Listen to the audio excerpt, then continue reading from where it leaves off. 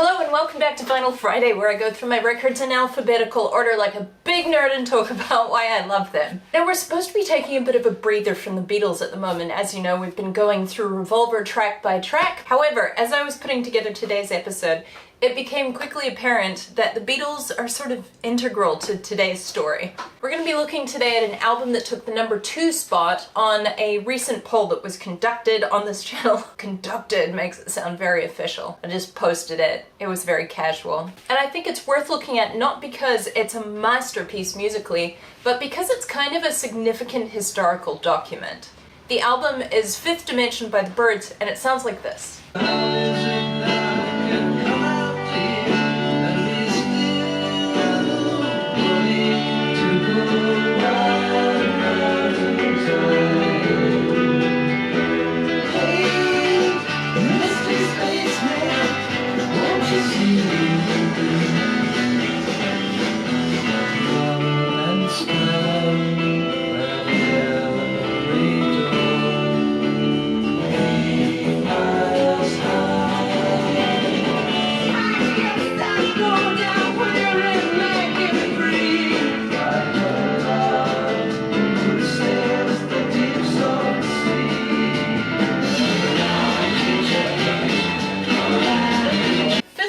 Is an album that received pretty tepid reviews upon its release, and to be honest, the jury's still kind of out because it's a patchwork of songs, some of which are better than others. And yet we'll find it still has a spot in the 1001 albums you must hear before you die.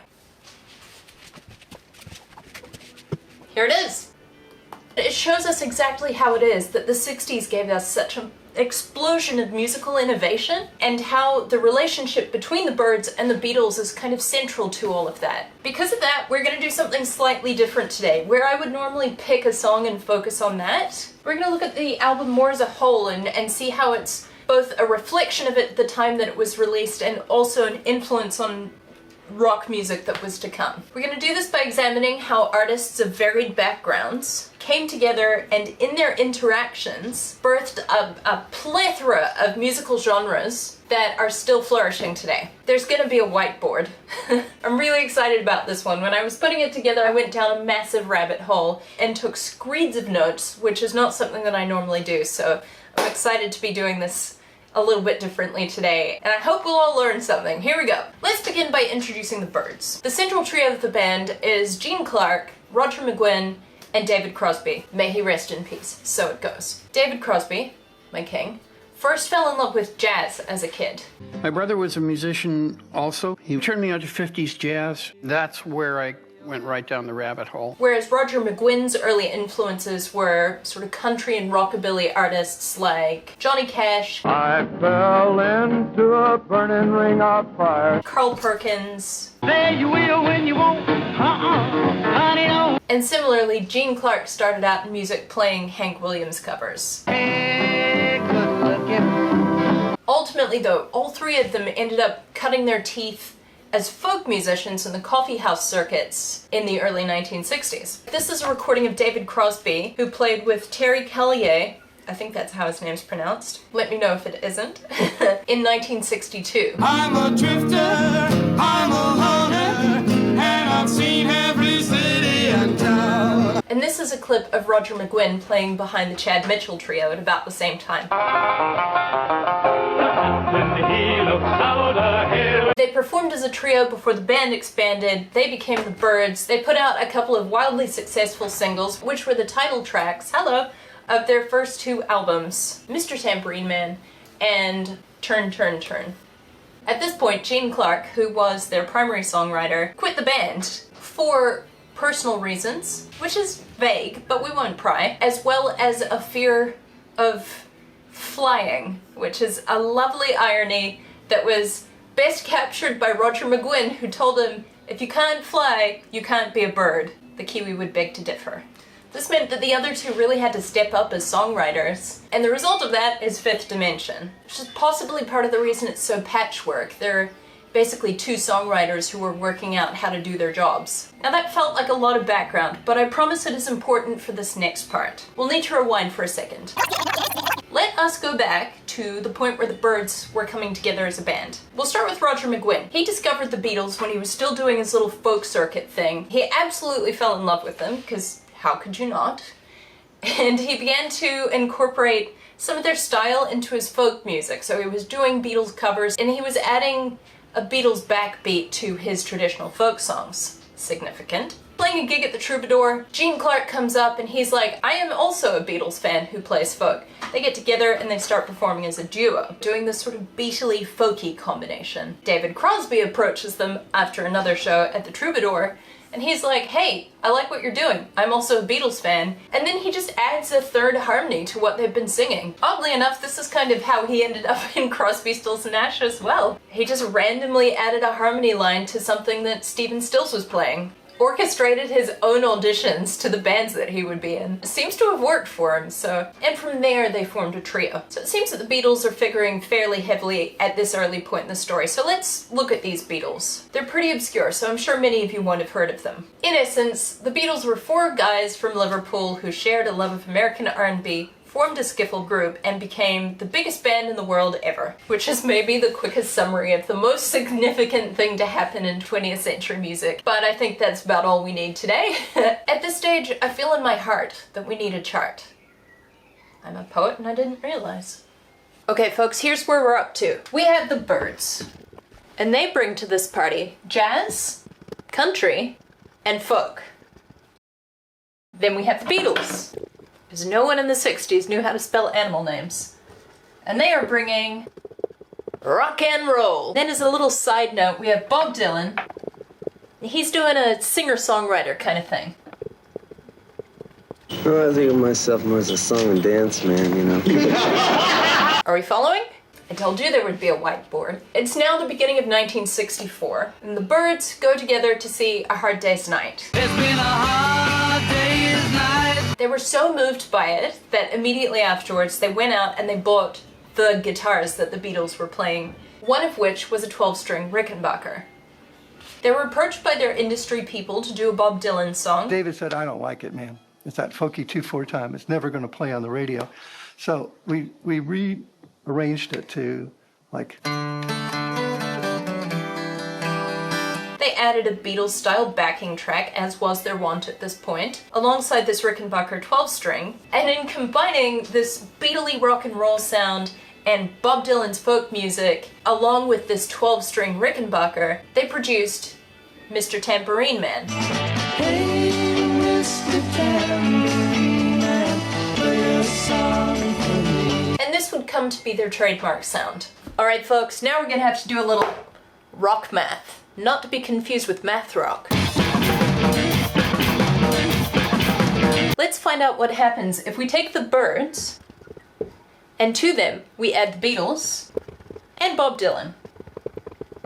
I think you'll find that we get folk rock. Congratulations to those of you playing at home who guessed correctly. Meanwhile, the Beatles are also hearing Bob Dylan's work, so let's now take the Beatles and add a little Dylan to the mix.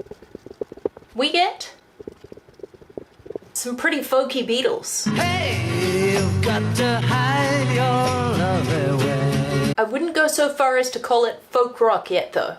Watch this space. And just for funsies, Dylan heard what the Byrds were doing with his music. He decides to plug in his band, he goes electric.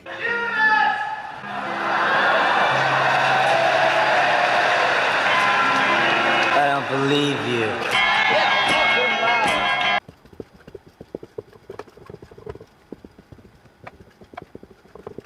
Also known as folk rock. But if you add the Byrds to Dylan, the folk rock that you get is not the same as if you add Dylan to the Byrds. That's just how rock math works. I didn't make the rules. And all of this is happening before we reach the end in 1965. So the Byrds tour the United Kingdom. It's a miserable tour. It goes horribly for them. But when they arrive, they get a call from one Paul McCartney, who says that his band has been listening to the Byrds and really loves what they're doing. So he invites them to his club, he somehow squeezes them into his Aston Martin and takes them on a high-speed tour of London town. David Crosby catches up with George Harrison, and they talk about their sort of mutual mounting interest in Indian music. The Byrds and the Beatles become friends. Who is the young man with the lengthy haircut to your right rear? Right rear. Dave from the Byrds, a mate of ours. Yahoy, matey. I was just hiding back there paying attention to what they were doing. I was trying to learn how to, be a rock star. And they knew how. And the Beatles announced that the Byrds are their favorite American band. This, kids, is where things start to get really spicy. We're gonna take the Beatles, who already have a little Dylan in their systems at this stage, and this time we're gonna add the Byrds. What do you think we'll get this time? That's right, folk rock. But where the Byrds version of folk rock is derived from a combination of the Beatles' rock and roll backbeat with their traditional folk music, the Beatles' folk rock combines their own music with the folk rock of the Byrds, and we end up with a totally different animal. Rock math. George Harrison writes a song that he admits is ripping off the riff of Bells of Rimini, which sounds like this.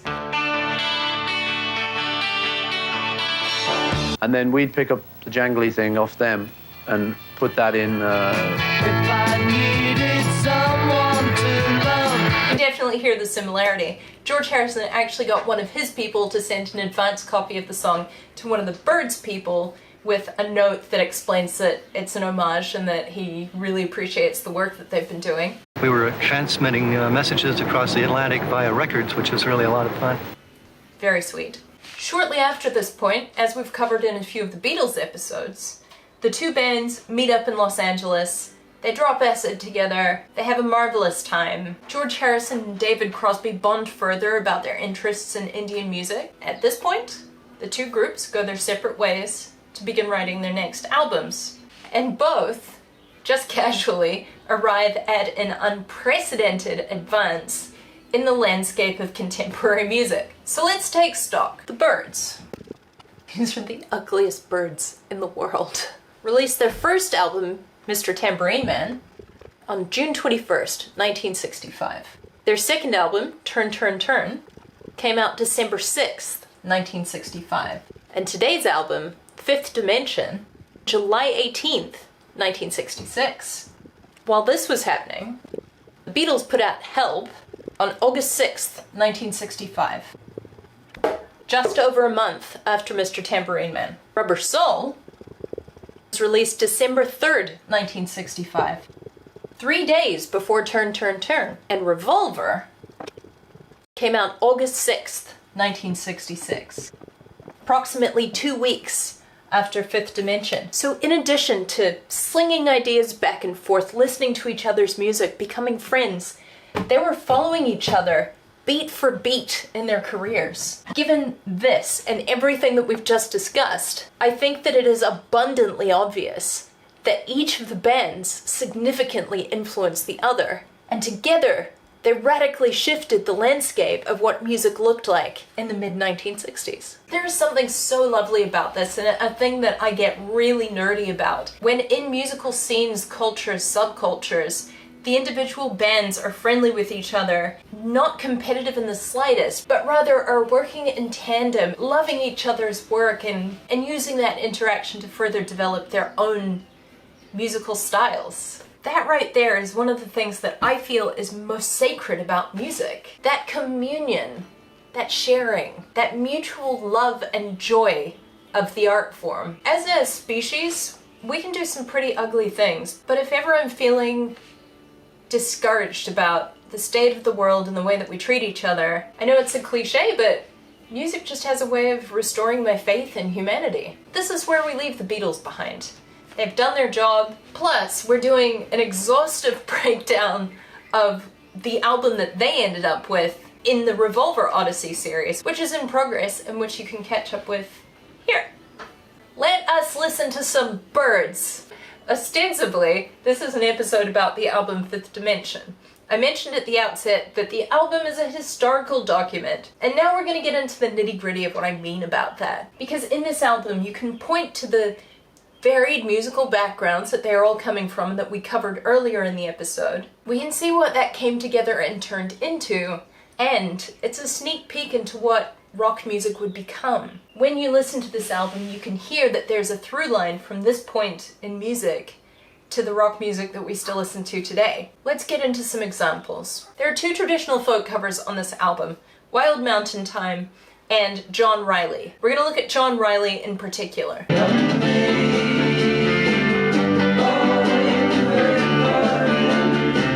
It's a good example of a traditional English folk song in that it has a lot of verses that tell a story. This form of music tends to be passed along generation to generation. You'd tell the story by way of the music for hundreds of years, which is kind of a cool thing to have existed and which still exists today. In the city where I live, there is a flourishing trad folk community.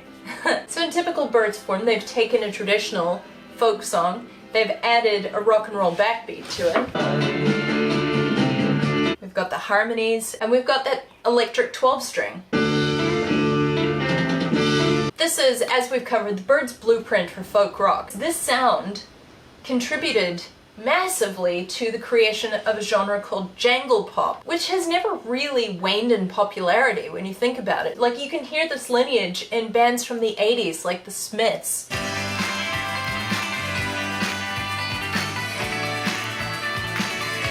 And 90s bands like the La's. And like last year, the Lemon Twigs put out this song.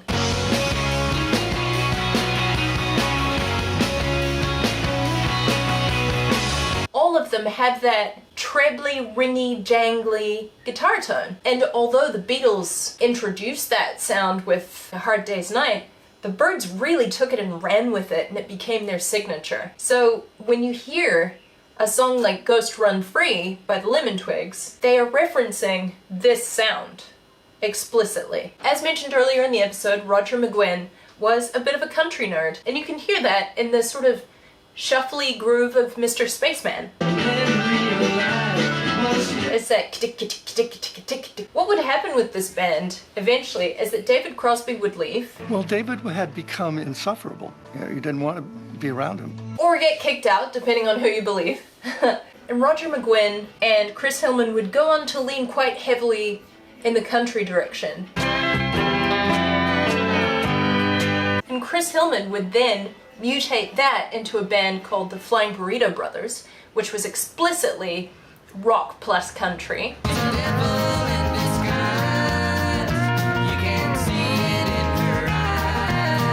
And that band's guitarist would eventually leave and co-found the Eagles. You can't hide your lying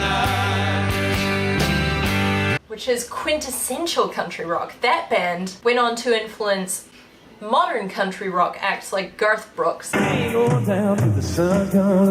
Brad Paisley. And it started here. Let's move on to I See You. In the song we've got some unusual chords, and we've got some very unusual harmonies. If the root note of the song is ah, there's a harmony that is ah. So if the song is in this key, the harmony is here, which is pretty discordant, but they make it sound beautiful. I see you. That's that discordant note there. Actually, both of those vocal lines are kind of discordant. The other one is, it's quite low in the piano, but I can't reach any higher, and it's the piano correspondent stay off, so you'll have to put up with me. This is the root note. One of the vocal lines is doing this, and one of them is doing this. Together it sounds like that approach of adding those like weird discordant outsider notes is a very jazz approach. You can hear David Crosby's love of jazz in that. On top of that, the solo is a kind of attempt at replicating John Coltrane.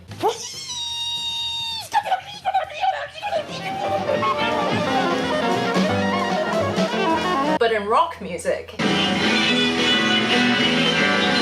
Massive jumble of notes, a lot of them discordant. I can't decide whether it sounds like very skillful guitar playing or like a total amateur essentially button mashing the fretboard. But in any case, It's not what you would normally hear in rock music at this point in time. So I'm not going to say that this was necessarily the start of jazz rock, but I would say that this album pioneers a genre that would eventually give us Mahavishnu Orchestra,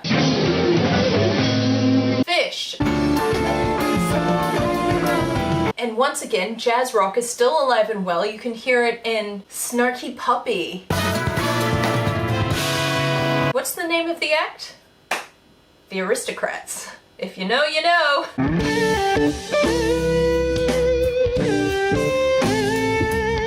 So yeah, I'm not saying that Snarky Puppy does what they do because the Byrds existed. I'm just saying that the Byrds established that precedent. So in a way, you can also trace jazz rock back to this album. David Crosby was really into Indian music. So in addition to that John Coltrane thing that's happening on guitar, there is also an attempt throughout the album to recreate the sound of a sitar. It's that kind of sound in particular that sounds to me most clearly like a reference to Indian classical music. You can also hear it in the droning, drawn-out, improvisatory section of 8 Miles High.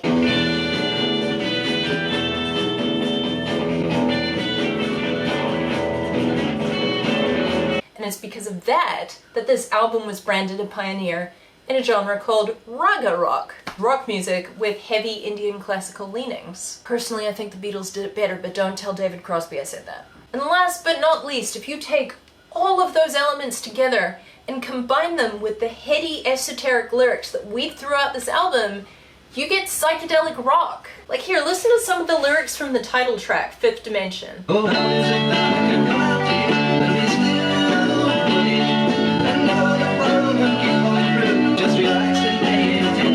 And doesn't that sound a lot like turn off your mind, relax and float downstream? That sounds very much to me like the words of somebody who's recently spent some time in acid land. Psychedelic rock is still very much a genre of music that is flourishing. I gave a number of examples of modern psychedelic rock bands in that episode, but here are some more. Foxygen, in the dark.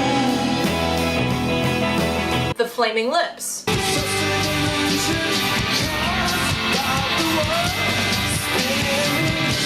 a personal favorite of Montreal. I'm prepared to make an everyday best of myself. And there we have it. Let's quickly recap. In the Byrds, we find several individuals who come together from varied backgrounds, be it jazz or country, find themselves in folk, fall in love with the Beatles, bounce ideas back and forth between their musical contemporaries, in particular the Beatles, put it all in a blender, and spit out, what was it, like at least 6 unique genres. We had folk rock, we had jangle pop, we had country rock, we had jazz rock, we had raga rock, and we had psychedelic rock. This band, in combination with the Beatles, helped to redefine the landscape of music at that point in time and set a course for where rock music would go from that point, the impact of which we are still enjoying today. Amazing! I loved putting this together. I learned so much. It is so fun when you sit down and you learn a bit about a band and all these ideas start to coalesce and you go, wow, these guys invented rock music. And to be fair, you could make that argument of a lot of different bands. But I think this one is an especially cool argument, and one that I really enjoyed making. Thank you so much for coming along on this ride with me. I'd love to know about the musicians that you think historically helped to define what rock music would look like today. So please get chatting in the comments. I always read them and I love hearing your takes on these things. Before we close out, I would really love to do a quick fire round of moments that I love on this album. Very quickly, and I won't include Hanson this time. 5. This mind-blowing vocal performance given by David Crosby on the cover Hey Joe.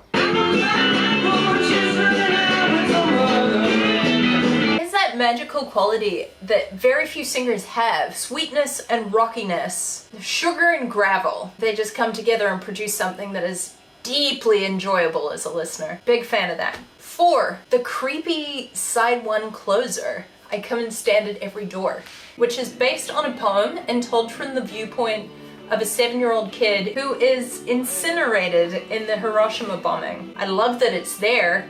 Reminds me a lot of The Sun is Burning by Simon and Garfunkel. Shrouded in a mushroom cloud of death. Which I enjoyed for years before realizing what it was about. Definitely colored my enjoyment of the song. Number 3, just I See You in general just sounds like everything that is cool about the 1960s. It feels to me like this picture, which editor Nancy will have found in post. 2, the walking bass line at the chorus of Mr. Spaceman. 1, the harmonies on the title track. How is it that I could come out here and be still floating? What a great note. It really elevates that last verse. Nice work. And that's it from me. If you enjoyed this episode or you would like to support any of the weird things that I do, I'll leave a link in the description for my Buy Me a Coffee page, where you are welcome to make a donation, but no pressure, friends. Thanks for hanging out with me. I'll see you here next week. Have a great weekend! William, it was really nothing. And the Beatles, these are not the Beatles. This episode is chaos. Still, I think we're getting somewhere. We're learning things. Do you like the Byrds? I know that you don't particularly care who it is that I'm listening to, but I'd like to think that you show up in the episodes of the artists that you're an especially big fan of. And because you're nonverbal, you can neither confirm nor deny. So that's what we're going with, okay? Is that alright? Okay. William, it was really nothing.